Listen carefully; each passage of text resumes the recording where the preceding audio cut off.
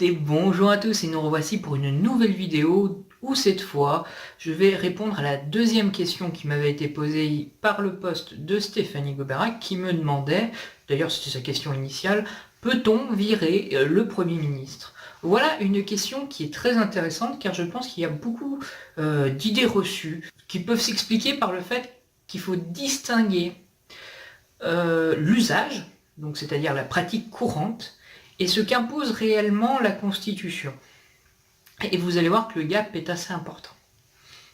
Donc peut-on virer le Premier ministre? Alors si on parle de virer personnellement, unitairement, le Premier ministre, ce n'est pas possible. La seule manière de se débarrasser d'un Premier ministre, c'est tout simplement de faire chuter le gouvernement, dans son entièreté. On ne peut pas juste limoger le Premier ministre et lui seul et mettre quelqu'un d'autre. Très bien. Comment est-ce qu'on se débarrasse du gouvernement? Là encore, si le « on » non, peut-on virer le Premier ministre, c'est le peuple, alors non.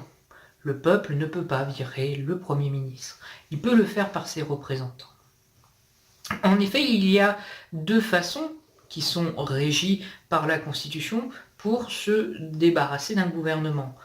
La première, c'est tout simplement la démission de celui-ci, une démission volontaire ou un peu contraint forcé par la force des choses, mais qui ne peut non plus être contraint par la force ou imposé.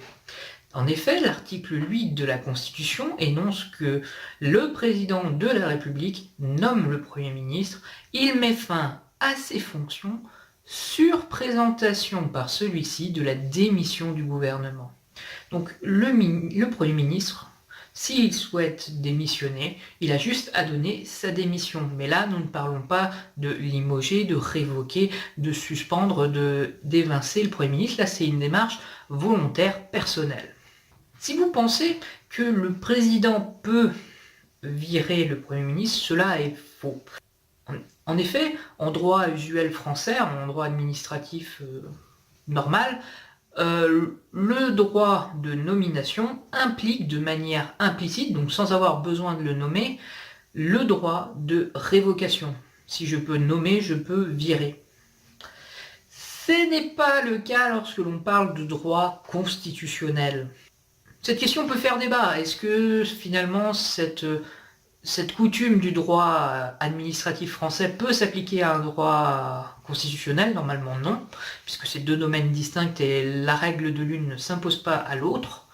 Mais ça peut faire débat auprès des juristes et au sein du Conseil constitutionnel. La situation ne s'est jamais présentée, mais on considère quand même... La tendance serait plutôt de dire non, le président ne peut pas virer le Premier ministre. À la limite, il peut par la force des choses le pousser à présenter sa démission, lui forcer la main parce que voilà, mauvaise cote de popularité, les gens sont dans la rue, lui il est là, vas-y, on a besoin d'une nouvelle tête, tu va-t'en, et il peut le faire. Mais non, le président ne peut pas virer. Si il avait le droit de révoquer un Premier ministre, les situations de cohabitation ne se seraient pas passées comme elles se sont passées par le passé. Et là, on sort de cette fameuse anecdote, oui non mais de toute façon, il signe un papier non daté où en fait ils font une lettre de démission à l'avance. C'est effectivement une pratique, alors je ne sais pas si elle est toujours en cours, mais c'est une pratique qui avait fait notamment le général de Gaulle qui demandait à avoir une lettre non datée signée de démission. Alors, qu'on soit clair, oui cette pratique elle peut se faire, etc. C'est symbolique. C'est un moyen, on va dire, contraignant, c'est un moyen de montrer un peu son ascendant, mais ça marche pas comme ça en fait. Si on signe un papier non daté, qu'on le donne à une personne et que la personne met la date qu'elle veut et qu'elle le présente, ça s'appelle un faux en écriture en fait. Donc la personne normalement pourrait être poursuivie, donc là c'est le président, donc il a l'immunité, donc on ne le touchera pas. Mais l'important dans cette démarche, c'est surtout que, étant un faux en écriture, la valeur juridique du papier, de la lettre de démission, serait tout simplement nulle et non avenue. Donc, ça ne sera pas une démission valable. Et heureusement, enfin, sinon, si ça marchait, mais alors dans chaque entretien d'embauche, lorsqu'on veut vous embaucher, on vous dit signez votre lettre de démission à l'avance, et comme ça, si un jour vous nous emmerdez, hein, on met la date et puis on vous vire. Hein. Comme ça, pas d'indemnité à payer, etc.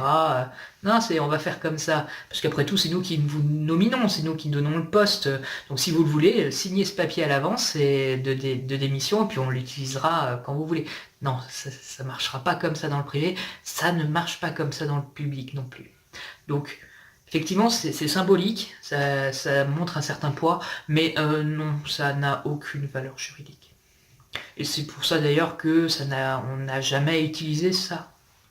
On n'a jamais eu un président qui a signé une lettre, enfin qui a daté une lettre de démission du Premier ministre et qui l'a poussé. Il va plus pousser le Premier ministre à démissionner et à présenter une nouvelle, même s'il va le faire à son corps défendant parce que lui il aime bien sa position, il va quand même le faire, c'est lui qui va entamer la démarche.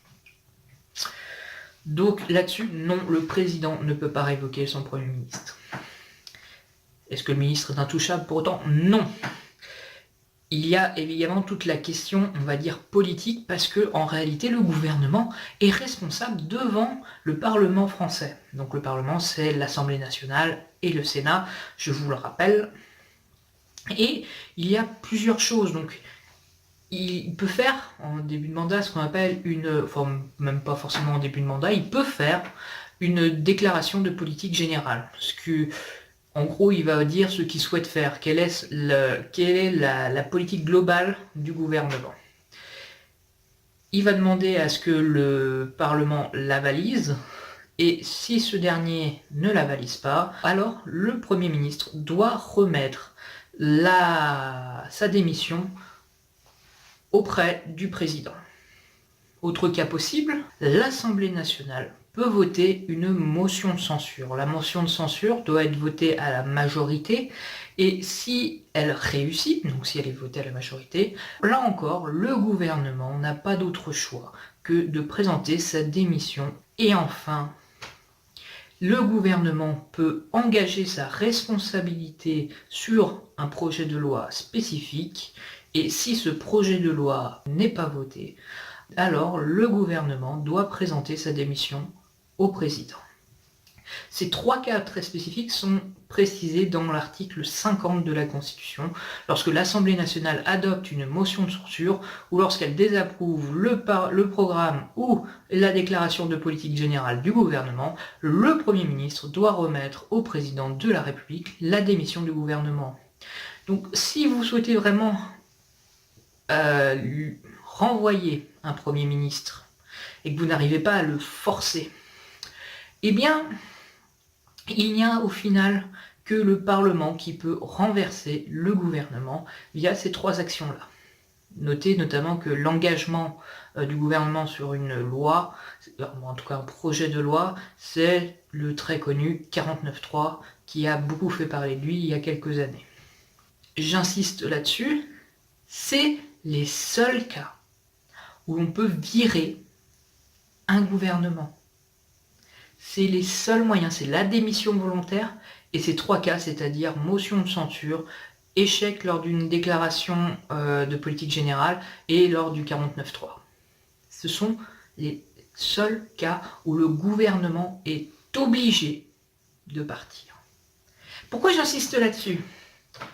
Parce que là encore, on a cette idée de le gouvernement, il s'en va lorsqu'on change de président ou lorsqu'on fait des nouvelles législatives. C'est-à-dire qu'on va renouveler le Parlement, ou en tout cas du moins l'Assemblée nationale, par exemple après une dissolution, ou tout simplement parce qu'il y a des nouvelles élections. Le gouvernement démissionne, il s'en va. Et non. C'est ce qu'on appelle, là c'est l'usage, c'est une démission de courtoisie. Mais en fait, rien ne les oblige. Rien n'oblige un gouvernement, enfin rien n'oblige en tout cas un Premier ministre, à présenter la démission du gouvernement lorsqu'il y a de nouvelles élections, que ce soit présidentielles ou législatives.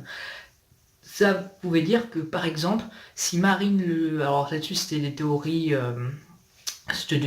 je sais pas si ça a été confirmé ou s'il y avait un vrai plan derrière, je vais pas me risquer à le dire, mais j'avais eu des échos comme quoi, par exemple, si Marine Le Pen passait aux élections de 2017, alors le gouvernement de Cazeneuve ne présenterait pas sa démission et du coup continuerait à être en exercice.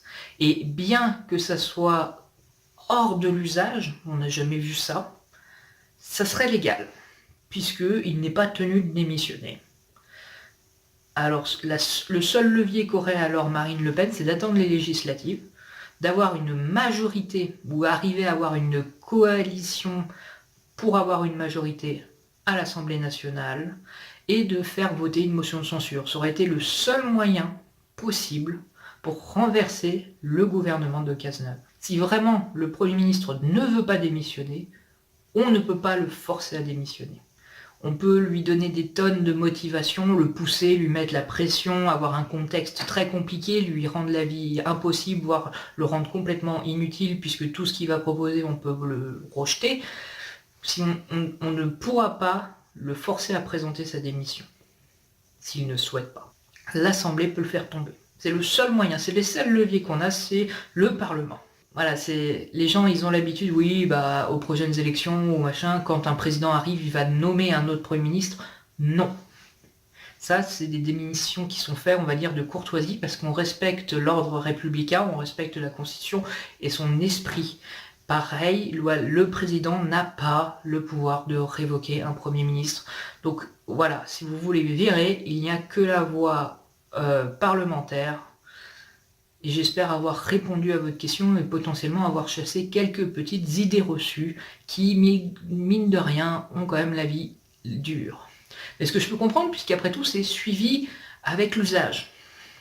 Mais voilà, je ne vais pas m'étendre plus sur cette vidéo, je pense qu'elle est déjà suffisamment longue. J'espère avoir répondu du coup à la question. Et je vous dis à une prochaine fois pour une prochaine vidéo.